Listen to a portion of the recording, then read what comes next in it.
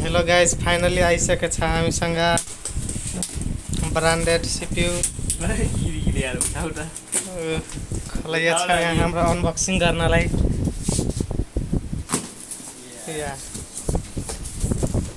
हेर्न सक्नुहुन्छ तपाईहरुले। पहिला यहाँ छ हाम्रो टपमा कीबोर्ड एन्ड माउस चाहिँ भित्र रहेछ गाइज।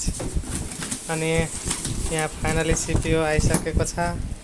यो कोर i3 रहेछ, हेर्न सक्नुहुन्छ। डेल ऑप्टिप्लेक्स 3080 ल यहाँ अब एकछिन बंद कर दो का अब चालू करें। यहाँ HDMI छ, double HDMI and VGA plus 4 वटा USB स्लट, 1 इथरनेट केबल रहेछ देखो।